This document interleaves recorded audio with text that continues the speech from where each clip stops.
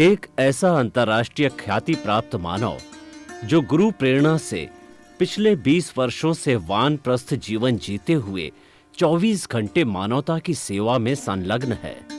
एक ऐसा मानव जो अभी राष्ट्रीय, अंतर्राष्ट्रीय टीवी चैनलों पर 7,500 एपिसोड के माध्यम से सनातन सत्य, आत्मविज्ञान एवं पुनरुत्थान, व्यवहार एवं निश्चय जगत के जीवनोपयोगी विषयों पर हृदय स्पर्शी प्रवचन कर चुका है।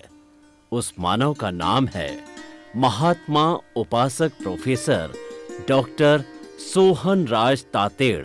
प्रोफेसर तातेड़ द्वारा योग, दर्शन, शिक्षा विषयों पर रचित पीएचडी स्तर के 250 शोध ग्रंथ भारत के 100 प्रतिष्ठित विश्वविद्यालयों में शोधार्थी पढ़ रहे हैं तथा वे सभी शोध ग्रंथ वहां की सेंट्रल लाइब्रेरियों में उपलब्ध हैं। महात्मा सोहन राज ने अभी तक हजारों स्कूलों, कॉलेजों, विश्वविद्यालयों एवं संस्थाओं में सेमिनार, वर्कशॉप, कैंप लगाकर लाखों विद्यार्थियों को योग, दर्शन, शिक्षा का प्रशिक्षण देकर उन्हें सुसंस्कारित किया। डॉक्टर तातेड़ ने भारतीय संस्कृति उत्थान के 4000 से अधिक समसामयिक विषयों पर आर्टिकल लिखकर ऑनलाइन जर्नल, पत्रिकाओं, वेबसाइट्स पर प्रकाशित किया, जिसका उपयोग लाखों पाठक कर रहे हैं। उपासक तातेड़ के 5000 से अधिक आज का सुविचार, आज का शुभ संदेश, आज का मंगल भावना योग आदि चिंतन websites, Twitter, blogger, Facebook, YouTube माध्यमों से लाखों लोग अपना जीवन निर्माण कर रहे हैं। मानवता के मसीहा ऐसे महामानव महात्मा सोहन राज तातेड़ के प्रोफाइल को अभी तक विश्व के 20 लाख दर्शक यूट्यूब पर, 12 लाख गूगल पर एवं लाखों दर्शक फेसबुक, ब्लॉगर, ट्विटर और इंस्टाग्राम पर देख चुके हैं।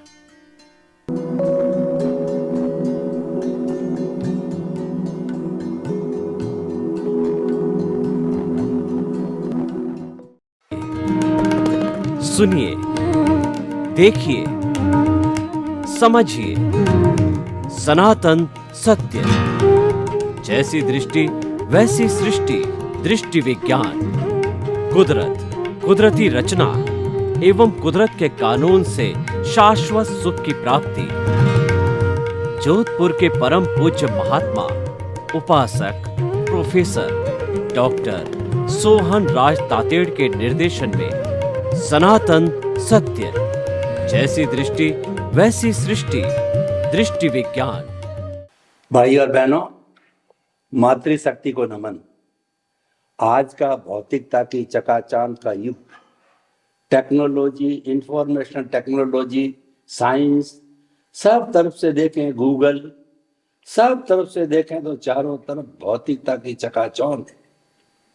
उस भौतिकता की चकाचौंध में व्यक्ति को सुकून चाहिए, शांति चाहिए, वरना व्यक्ति पागल हो जाएगा। तो हमें उस शांति को देने वाले, शांति प्रदाता, सनातन सत्य को देने वाले स्वामी कमलेशानंद जी स्वयं हमारे स्टूडियो में कृपा करके पधारे हैं, जो जग विख्यात है। सारी दुनिया के अंदर घूम घूम करके सनातन सत्य का प्रचार प्रसार करते हैं कि हर घर, हर व्यक्ति तक, पूरे विश्व के अंदर सनातन सत्य पहुंचे, ताकि व्यक्ति शांति से जीवन यापन करे। तो ऐसे स्वामी जी को आप सबकी तरफ से जय सच्चिदानंद। जय सच्चिदानंद। स्वामी जी, जैसा मैंने अभी बताया कि आज का युग भौतिकता का युग है। चारों तरफ टेक्नोलॉजी का डंका बज रहा है, चाहे इंफॉर्मेशन टेक्नोलॉजी हो, चाहे मेडिकल साइंस हो, चाहे एजुकेशन की हो, चाहे कोई भी हो, सब ब्रांच के अंदर, चाहे जीवन यापन की हो, लाइफ स्टाइल की हो, हेल्थ की हो, सब के अंदर हमारी ये जो भौतिकता, साइंस, टेक्नोलॉजी एकदम से ऐसी घुल मिल गई है जैसी दूध के अंदर मिश्री घुली हुई होती है। लेकिन ये जो भौतिकता है उसका लक्षण साधन देना, उसका लक्षण सुविधा देना है, क्योंकि ये पुद्गल से जुड़ा हुआ है। ये हमारे भारतीय ऋषियों ने सिद्ध किया है। तो कृपया बताइए कि ऐसे भौतिकता के युग के अंदर अध्यात्म विज्ञान, सनातन सत्य किस प्रकार एक साधारण व्यस्त व्यक्ति के लिए, जो कि हर समय व्यस्त रहता है, उसके लिए किस प्रकार कुछ समय निकाल के वो इसको कारगर रूप से सुकून शांति प्राप्त कर सकता है, खासकर उन क्षणों में जब वो बहुत पजल हो जावे, बहुत दिमाग से भारी हो जावे, ऐसी स्थिति के अंदर डिप्रेस हो जावे, ऐसी स्थिति के अंदर किस तरीके से हमारा सनातन सत्य जो है कारगर सिद्ध हो सकता है, कृपया बताइए। सभी श्रोताओं को मेरा नमस्कार और प्रश्न के लिए धन्यवाद। सबसे बड़ी बात यह है, आज भारतवर्ष के अंदर और विश्व के अंदर टेक्नोलॉजी की काफी बोलबाला है और टेक्नोलॉजी की सहायता से बहुत सारे काम आसानी से और सरल हो रहा है, ये भी हम महसूस कर रहे हैं। क्योंकि इंसान का जो पहले आज से करीब 25, 30, 40 साल पहले का जो समय था, वो टेक्नोलॉजी नहीं होने के कारण छोटे छोटे काम के लिए अपना समय गंवाना पड़ता था। जैसे मैं सिंपल बात बताऊं, आज मेरे को बैंक बैलेंस चाहिए तो मेरे को बैंक के टाइम पे वहां जाना पड़ता था, क्यू में खड़ा होना पड़ता था, फिर मेरा नंबर आएगा तो वो मेरे को नंबर देंगे, नंबर मांगेंगे मेरा, फिर उसमें से मेरे को कहेंगे कि इतना बैलेंस है, वो हमको लिख कर फिर घर पे आना था। ये छोटी सी बात है। तो छोटी सी बात के लिए हमको कुछ प्रोग्राम बनाना पड़ता है, क्योंकि किसी के पास मांगना है आउट ऑफ हाउस। तो आज क्या हुआ, आपको 10 बार देखना है बैलेंस, मोबाइल पे देख लो, किसी के पास जाना नहीं है। अच्छा, दूसरी बात ये होती थी कि मेरा बैलेंस तो है मगर मैं कुछ पैसा ट्रांसफर करना चाहता हूं तो चेक से होता था। और इसमें क्या होता था, पहले तो चेक से होने में, क्लियरिंग होने में टाइम लगता था। तो देना, चेक लिखना, चेक इनको मिलना, वो डिपॉजिट करे और इसके अकाउंट में आवे, उसमें 3, 4, 5 दिन कम से कम प्रोसेस में लग जाते थे। ये वेस्ट होता था, हमारा पैसा वेस्ट होता था। 5 दिन का पैसा किसी काम में नहीं आता था। और आज जमाना फास्ट है, क्या है, फास्ट। तो ये जो प्रोसेस थी, वो प्रोसेस में क्या हो गया, भाई हमारे अकाउंट में बैलेंस है, 1 सेकंड में ट्रांसफर कर दो इसको फ्रॉम मोबाइल, देखना भी नहीं है। उनके अंदर मैसेज आ गया, हमारे अंदर मैसेज आ गया डेबिट का, उनके अंदर आ गया क्रेडिट का, हमारे बैंक के स्टेटमेंट में भी आ गया। तो ये इजी हो गया। तो मैं ये कहना चाहता हूं, टेक्नोलॉजी आज जरूरी बन गई है टाइम सेविंग के लिए। क्या बताया, टाइम सेविंग के लिए। हाँ, इसके लो फॉल्ट हो सकते हैं, मैं मना नहीं करता हूं, मगर लो फॉल्ट से डरने की जरूरत नहीं है। क्योंकि आप देखो, 1 करोड़ लोगों के सामने अगर 5 व्यक्ति का ऐसा होता है तो कितना परसेंटेज का होंगे आप, कुछ भी नहीं है, 0.00001% है। तो 5 व्यक्ति का एनलार्ज करके टीवी में बताना, न्यूज पेपर बताना, यूट्यूब में बताना और फिर हमको डराना, ये करेक्ट नहीं है। हर समय होता था, अब बैंक में पैसा नहीं निकले तो भी कट जाता था। तो ये कोई नई बात नहीं है, तो ये डरने की जरूरत नहीं है। वर्तमानता में जो कुछ सुविधाएं मिल रही हैं, इसका उपयोग करो एज पर द नेसेसिटी। मैं ऐसा नहीं कहता हूं सब कुछ जानो, आपको जो जरूरत है उसको जानो और स्पीड से काम करो, ताकि आपका बचा हुआ समय आप आध्यात्म में सेव कर सकते हैं। हर जगह की बात करता हूं, क्योंकि आधुनिक जमाना बिल्कुल कैलकुलेशन के ऊपर है। किसके ऊपर है, कैलकुलेशन। आज मैं जॉब करता हूं और मेरी जॉब का पगार मानो कि 1 लाख रुपया है महीने, 1 महीने 1 लाख रुपया मिलता है। तो मैं डिवाइड करूंगा कि 1 लाख का 30 को भागूंगा, 30 दिन से भागूंगा, मैं डिवाइड करूंगा तो करीब करीब 3000 पगार पर डे होता है। और 3000 पगार को मैं अगर 8 घंटे में डिवाइड करूंगा तो मेरा पगार होगा 8 पंचा 40, तो 5000 रुपया पर आवर्स मेरा सैलरी हो गया है। 5000 रुपीज पर आवर मेरा सैलरी हो गया। अभी 1 घंटा में वहां देता हूं तो मेरे को 5000 मिलता है। अभी मैं घर पे कोई काम करने वाला रखता हूँ, जो किचन, वो बर्तन साफ करता है, कपड़े करता है, पोछा करता है, आप समझे, मेरा रसोई बनाता है, और वो कहता है मैं 10,000 रुपया लूंगा। तो मेरे को लगता है कि ये 8 घंटे का 10,000 लेते हैं, तो मेरे लिए तो फायदा है ना। 2 घंटे का पगार मेरे को पूरे महीने में उनको देना है, पूरे महीने में उनको मेरे 2 घंटे का पगार देना है। तो मैं ये 2 घंटे को 10,000 बचाने के लिए मैं क्यों इतना आवर स्पेंड करूं? नहीं समझ में आया? समझ में आया। तो ये इसको बोलते हैं कैलकुलेशन। तो टेक्नोलॉजी का उपयोग, आप समझे कि नहीं? समझ गए। अभी मैंने आपके पास से पैसा लिया कि अभी आपको 1.6 आपको हर महीने इंटरेस्ट दे दूंगा, आप मेरे को 10 लाख रुपया दे दो। आपने मेरे को दे दिया, मेरे को आपको 10,000 रुपया हर महीने देना है इंटरेस्ट। मैं समझता हूं कि ये जो पैसा मेरा है, मैंने लगाया है, उसमें 4 और 5% मेरे को मिलता है, तो मैं इसमें लगाऊंगा। तो मेरा पैसा तो नहीं है, मगर टेक्नोलॉजी का बेनिफिट, मैं घर पे बैठे बैठे यहां से यहां पैसा लूंगा, यहां लगा दूंगा, आपको भी दे दूंगा, तो उसमें भी कोई टेंशन नहीं है। तो पहले जमाने में पैसा लेना, मांगना, इन्वेस्ट करना, पेपर वर्क करना, ये सब टेंशन था, वो अभी खत्म हो गया। अब घर पे बैठे बैठे एफ डी बना सकते हैं, घर पे बैठे बैठे विड्रॉ भी कर सकते हैं, घर पे बैठे 15H का फॉर्म भी दे सकते हैं, आप समझे?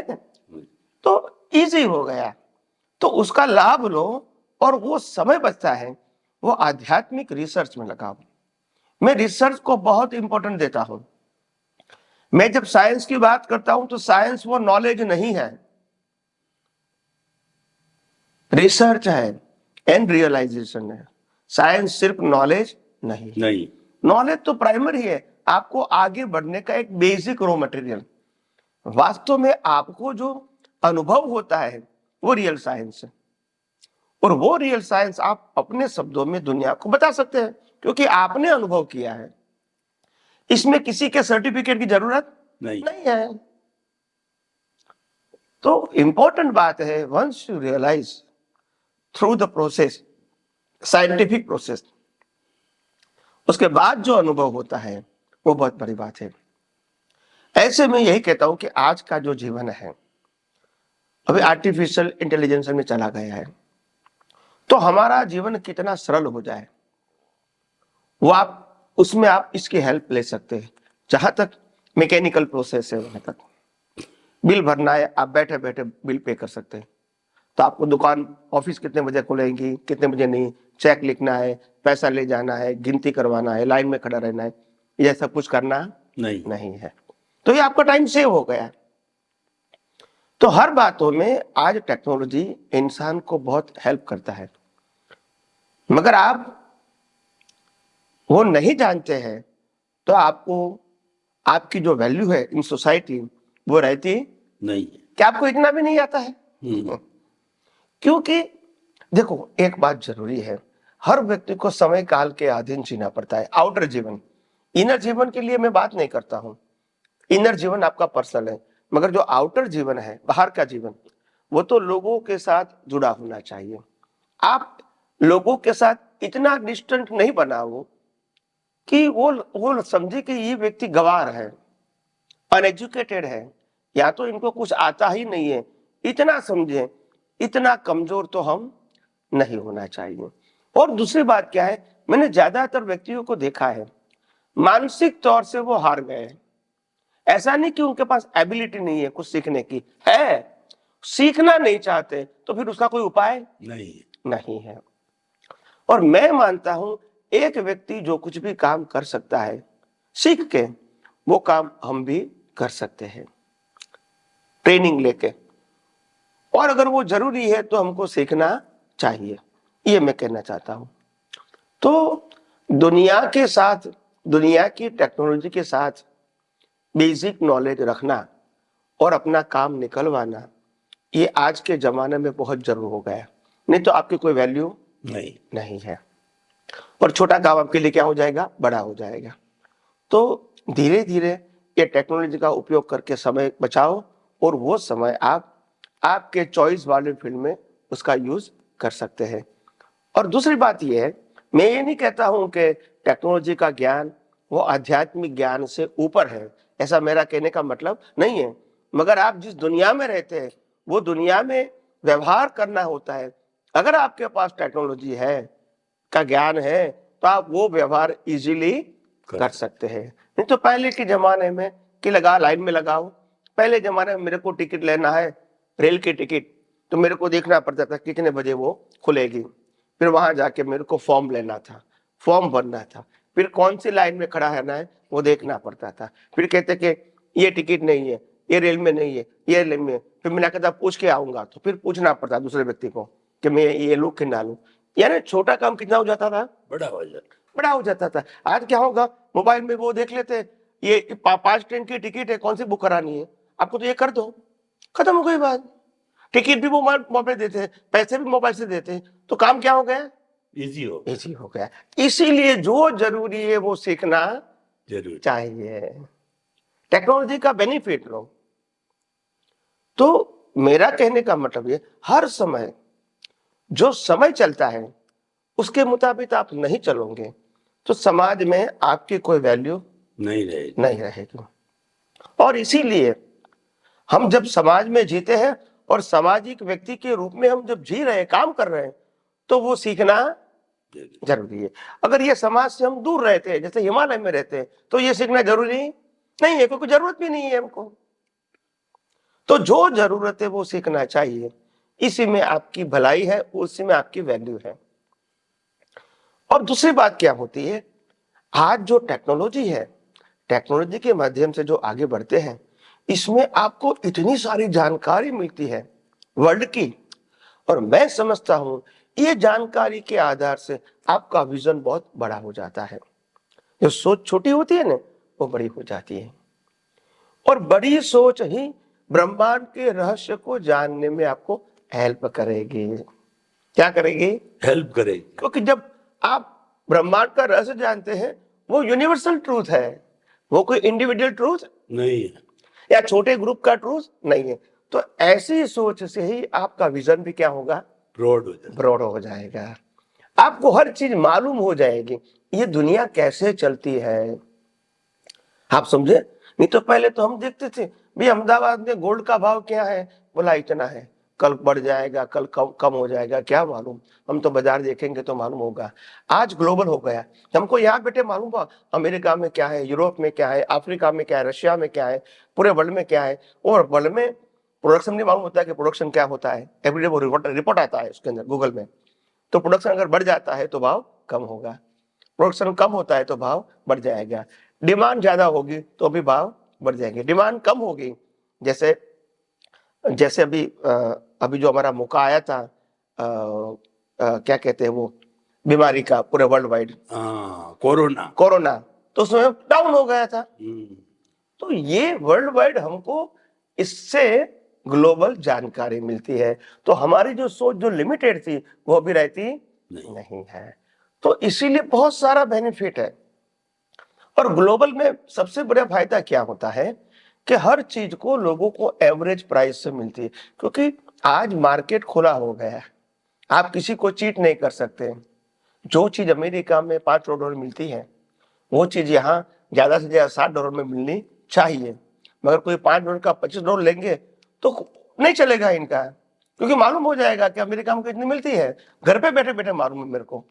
तो इसीलिए आज वर्ल्ड एवरेज हो गया। क्या हो गया, एवरेज। पहले ये जानकारी नहीं थी, तो हमारे पास जो चीज थी उसको मोनोपोली थी, मैं जो चाहे वो प्राइस से बेचूंगा, क्योंकि दुनिया को मालूम नहीं था। तो ये सब जानकारी जरूरी है।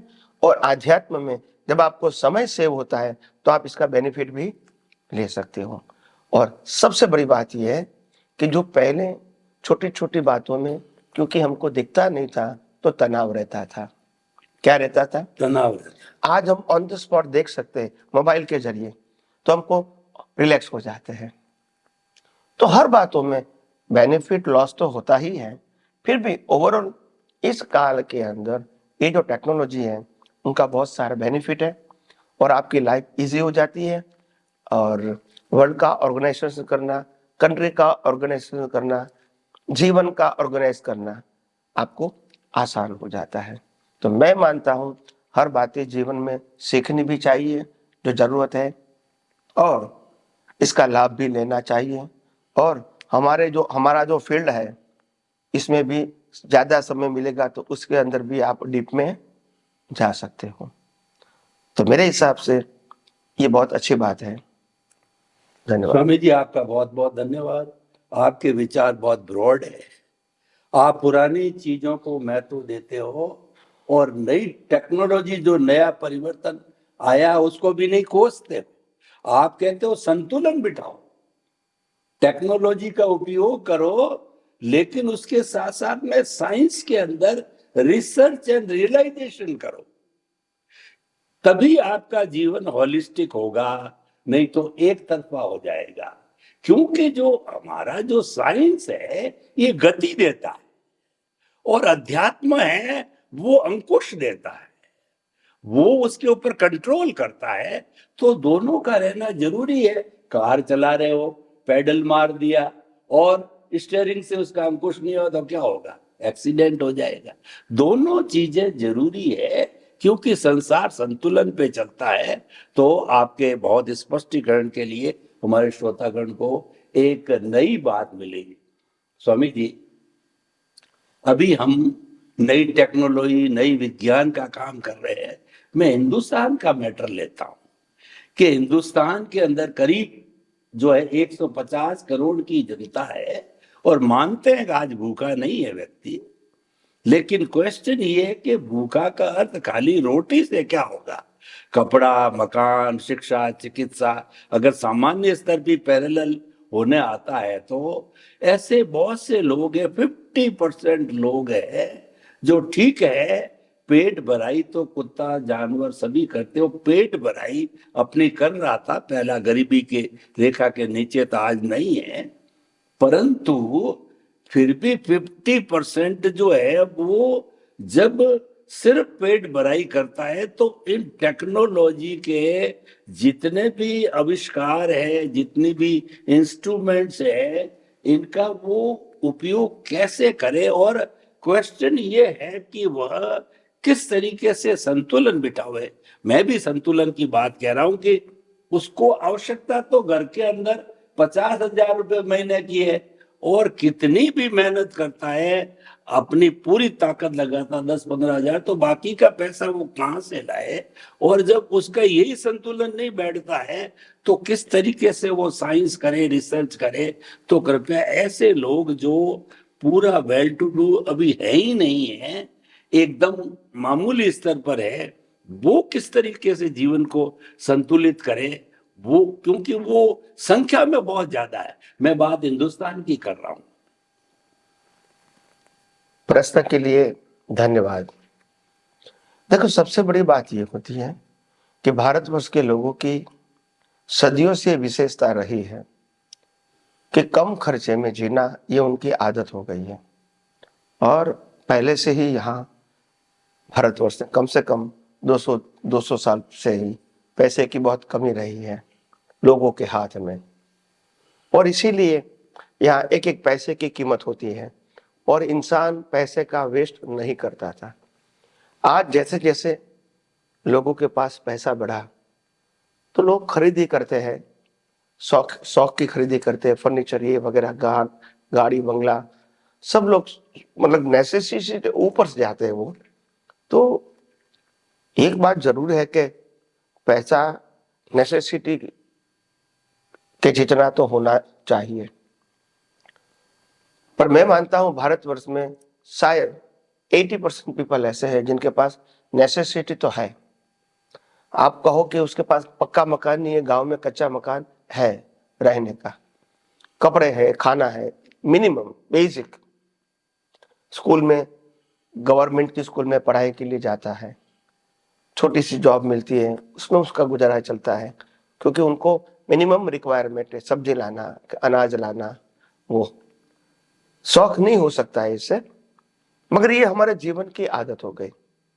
मगर इसके साथ ही धीरे धीरे लोग, जब 50% लोग जब पैसे वाले हैं, जो पैसा खर्च कर सकता है, नेसेसिटी से ऊपर खर्च कर सकता है, ये हमारे लिए बहुत अच्छी बात है। क्योंकि वही व्यक्ति नीचे तबके के लोगों को आगे लाएगी। जैसे एग्जाम्पल दो, हम पहले आज से करीब 50 साल पहले हम बाल कटाने के लिए 1 रुपया 50 पैसा देते थे बाल कटाने का। आज वही बाल कटाने का हम 50 या 100 रुपया देते हैं। तो जो बड़े लोग हैं वही तो पैसा देते हैं ना, तो उनको क्या मिलेगा? अपग्रेड मिलेगा ना। तो ऐसे पहले जमाने में आज से 50 साल 60 साल पहले लोग पैसा खर्च कम करते थे और सेविंग ज्यादा करते थे, कम इनकम में भी सेविंग करते थे फॉर फ्यूचर। ये हमारी सोच थी। आज परिस्थिति बदल गई। आज पैसा कमाओ और खर्च करो, और लोन से मकान लो, लोन से कार लो, लोन से मोबाइल लो और खर्च करो।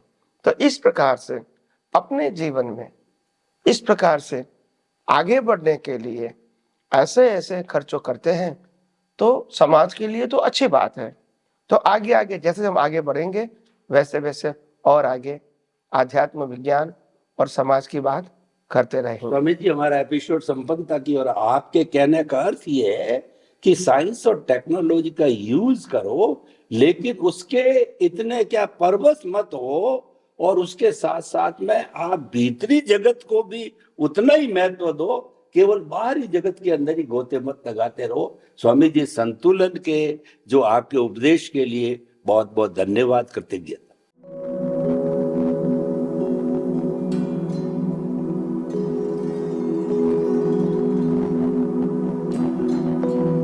एक ऐसा अंतर्राष्ट्रीय ख्याति प्राप्त मानव जो गुरु प्रेरणा से पिछले 20 वर्षों से वानप्रस्थ जीवन जीते हुए 24 घंटे मानवता की सेवा में संलग्न है।